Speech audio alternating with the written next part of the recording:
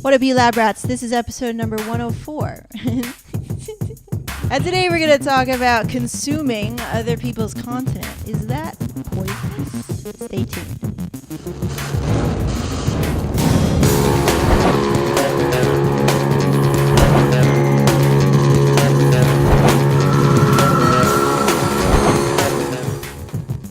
Welcome back to the lab. My name is Megan. I'm Kevin. And let's get in the lab. All right. Episode number 104, guys. We are in the 3-digit zone. Awesome. We just celebrated 100 episodes. You can check out that right here. All right. So today's episode, we're going to talk about consuming other people's content. There's a lot of content out there, right? And a lot. Sometimes I would feel as an artist, right? Because I'm a little pretentious artist. And sometimes I feel when I consume other people's content, I feel that it's like poisoning me. Like, oh man, I got to just focus on my own thing. That face. I got to focus on my own thing. I don't want to be distracted from other people's work, right? I don't know if you guys feel like that. Sometimes I would feel like that. I think more so in the photography realm. Yeah, I mean, if I was to watch someone else's work, it will poison my work just because. Sorry. I mean, there's a lot of new photographers out there, and, you know, I like to make new friends and all that. And sometimes some of their photos just pop up on my feed, and I just can't protect my eyes from looking at their work. Nothing bad or anything, but in some sort of way, when I photograph like an engagement or just take couples out, their photo or their image just got stuck in my head. It's like, I don't have photographic memory, but the thing just pops up and I don't want to replicate it, you know, and it sort of just poisons you immediately. I think, you know, what we're really trying to get at is that it's hard to sound unique when you're surrounded by so much stuff. It's exactly like shooting. You know, you see this kind of shot that happens all the time. It's the same thing with podcasts. You hear a kind of format that happens with podcasts. Oh, here we go with the intro, and they introduce the host, and it sounds all similar. And so I think that's a big reason why, like, it's hard for me to listen to other people's content, because I feel like it influences me. It just happens to influence me. I mean, it's not. That's not necessarily a bad thing. Yeah, though. it's not a bad thing. Like when you want the information, and if you want to learn from it, but it's only bad if you don't need it and you want to be unique. Right? It's all very subjective. It's very subjective, but I think it's more relatable to photographers in a way that, they want to be unique and they don't want to be influenced by someone's work, even though that person that they see on daily basis on their Facebook feed are their friends, and they want to support their friends by either commenting on their work, like very cool angle, very, very awesome image, and just supporting them. But that doesn't mean of just going to their website and just constantly look at their photos and just try and gain ideas for yourself. That's just plain copying, but also it's poisoning your own style, your own creativity, because you can't think for yourself. I think that's really interesting, because I don't know, I'm seeing that a lot. Like before, when I was like kind of an empty slate, you know, a jarhead about how to create content, that's how humans learn. We learn by copying. It's a very, you know, visceral thing. Like, oh, you eat like this, or, oh, you shoot like this. And so you copy.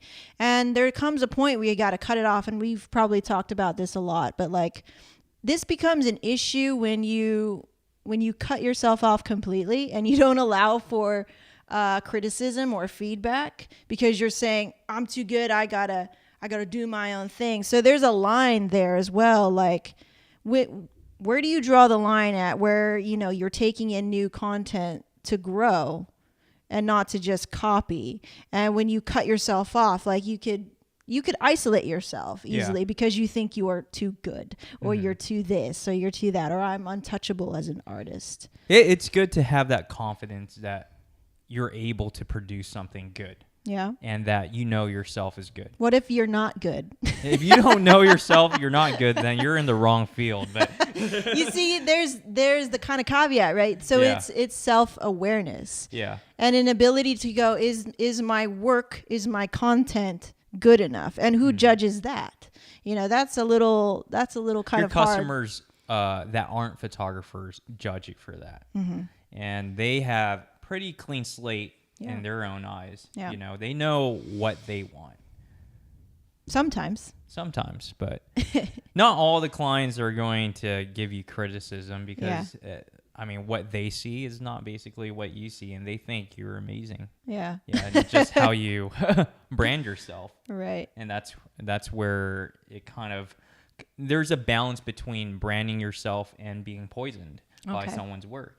And that's a different episode, but let's So how should we kind of differentiate whether we're being poisoned or we're just getting feedback? Try to only follow people that are a step higher than you are.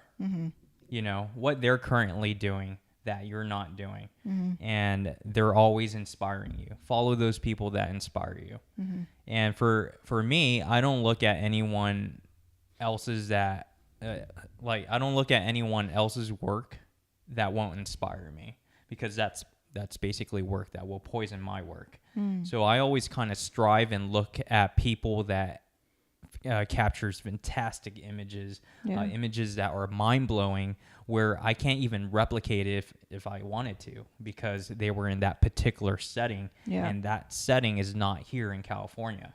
How does it make you feel when you see work that looks crazy, you can't replicate it? Work that looks crazy and I can't replicate it motivates me to find other interesting things. I may replicate or kind of gain the idea from a image and how they captured it, and I can implement it in a different environment, but capture it in a different way. So I'm just using techniques, and which is sort of similar. Techniques is not going to poison you; it's going to benefit you.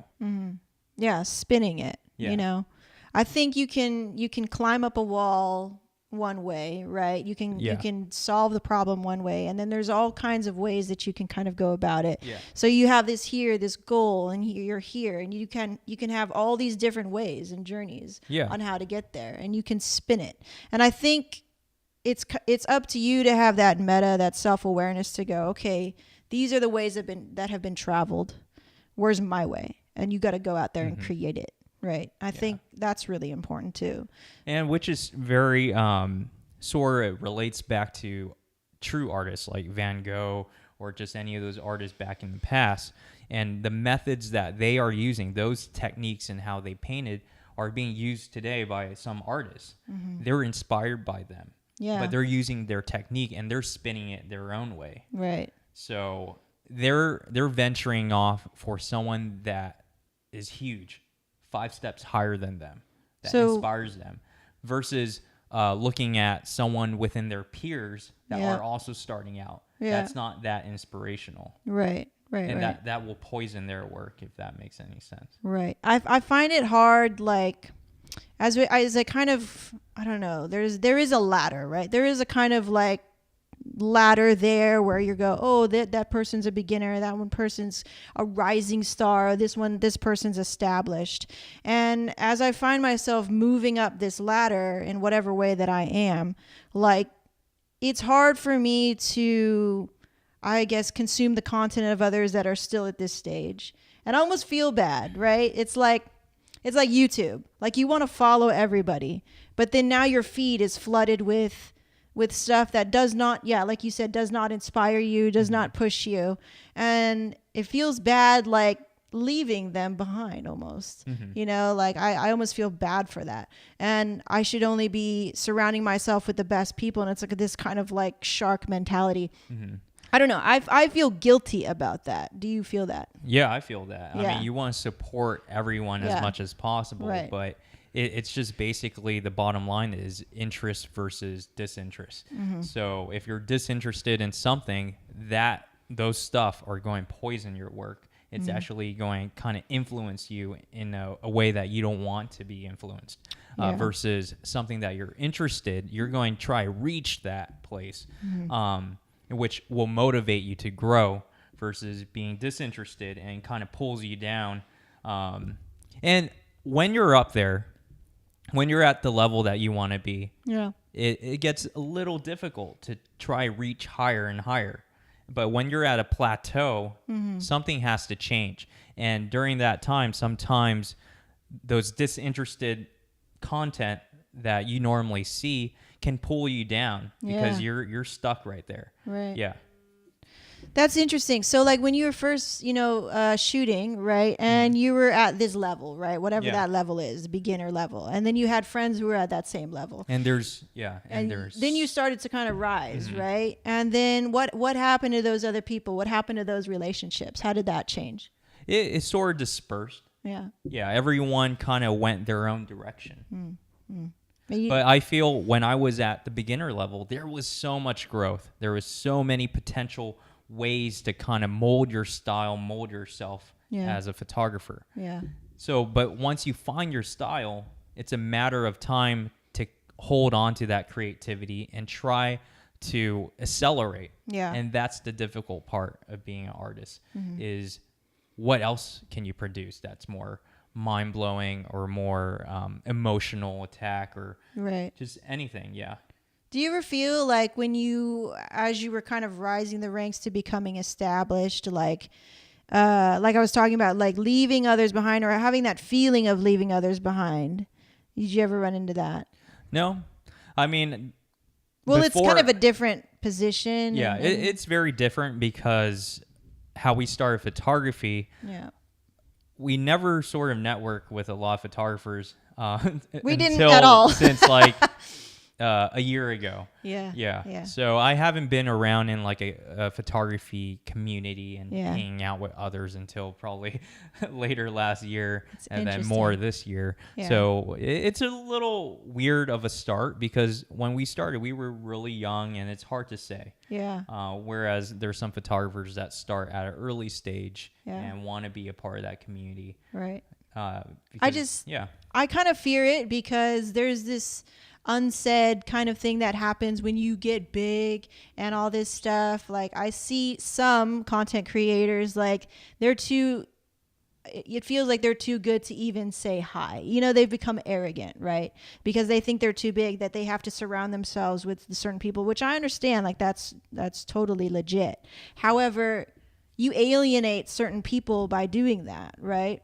And so I fear, like, if I ever get to this level that I want, my definition of success, that I would maybe alienate some people. And I don't really want to do that. I don't want the people who started with me here to ever feel like you're unreachable. I'm unreachable, and like I'm a different person, or I sold out, or whatever kind of feelings that I have about certain content creators where I go, man, it's not who I thought they would be. And I'm disappointed and actually demotivated as somebody who wants to rise. Exactly. And so I don't want to do that to somebody else in the lab rat community or whoever is digging the jam and they go, oh, this girl's unreachable now. Or So I mean, the people that you feel that are poisoning you will be, I mean, they'll feel like there's a lack of support and you'll actually poison yourself.